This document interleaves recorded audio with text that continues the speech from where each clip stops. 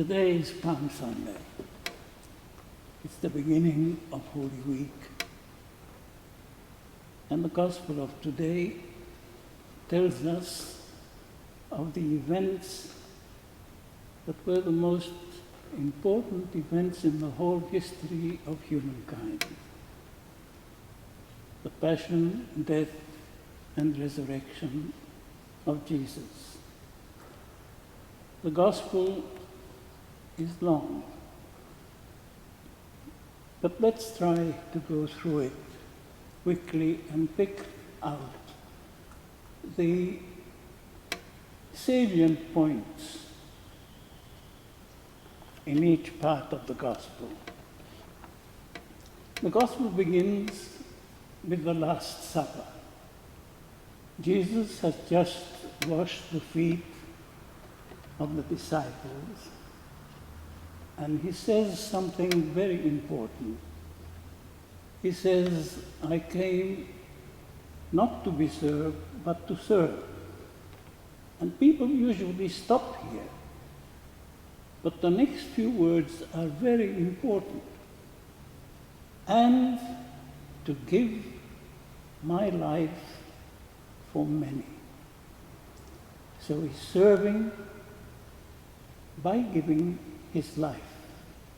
And this is what happens when he institutes the Eucharist. This is my body. And we usually stop there. But no, this is my body given up for you. And same with, this is my blood. We don't stop there.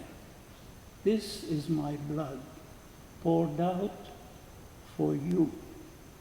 So the whole of this gospel is a gospel of love for you, service for you, giving my body for you, giving my blood for you.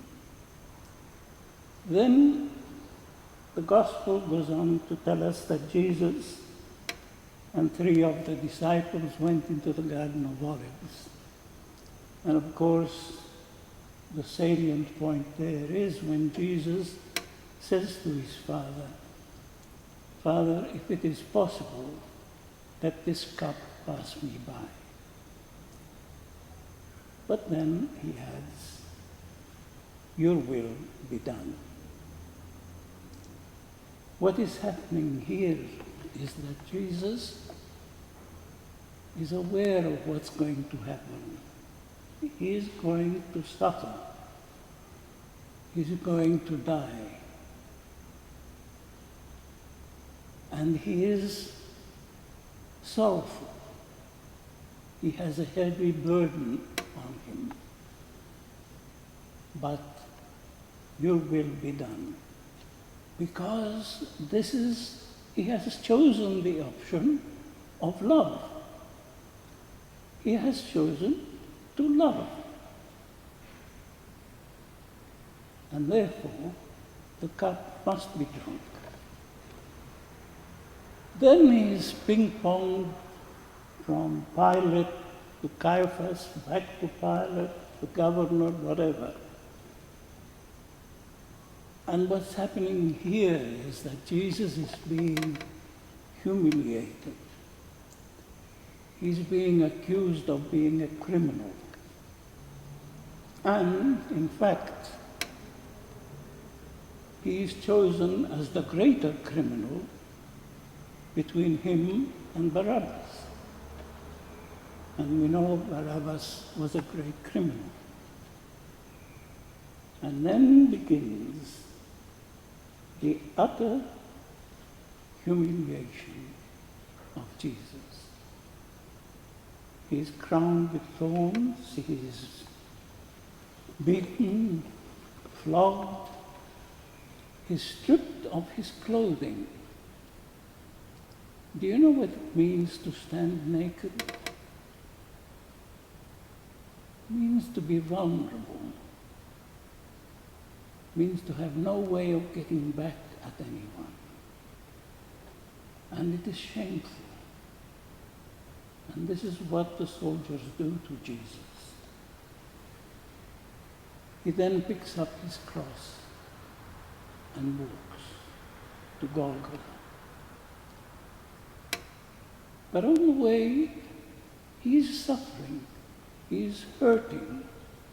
On the way, he finds time and words to console the women who are crying for him. And finally, he gets to Golgotha and is crucified as any criminal, cruelly. He hangs on the cross. He's hurting, more than hurting, he's suffering,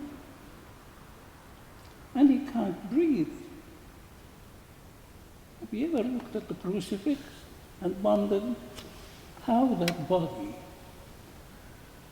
can hang from two arms? Your head would bow and you would find it very difficult to breathe. But he breathes a few words. Eli, Eli, lama sabachthani. My God, why have you abandoned me? By the way, the soldiers thought that he was calling on Elijah because they heard the word Eli. And the soldiers, of course, were not Jews, so they didn't know Hebrew. But Eli means, my God. My God, why have you abandoned me? In fact, Jesus was praying because these words come from Psalm 22. And then he says to his Father, Father, forgive them, for they know not what they do. They did know what they were doing, but Jesus excuses them before his Father. All right, now, at the beginning I said that we were beginning Holy Week. Holy Week is different from any other week. And this year it's going to be much more different because we will not gather together to celebrate the ceremonies. But our faith is more than just ceremonies. Our faith is more than just observances. Our faith is something that is in us. And so this year, we can celebrate the Holy Week by reading the Gospels of each day. But reading them, not just reflecting in a theoretical way, but to apply what we read to our situation now, this corona virus situation that we have in the whole world. It is affecting all of us. But Jesus is present in all this. You know, if you're going to seek Jesus in this coronavirus thing, don't seek him up there. He's not up there. Jesus is present in those people who are suffering from the virus, from sickness, people who are suffering because they've lost their jobs, people who are suffering from isolation. That's where Jesus is, because Jesus is always with the poor. Jesus is also present in those wonderful nurses, doctors, other medical people who are literally giving their lives for others. Some of them have died, giving their lives to save others.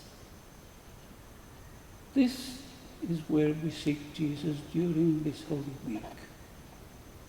So, as we start this Holy Week, please let us read the Gospels. The Gospels are the words of God. They are the word of Jesus. We find Jesus there, but we must apply the words of Jesus to our present situation. I wish you a very, very holy week. God bless you.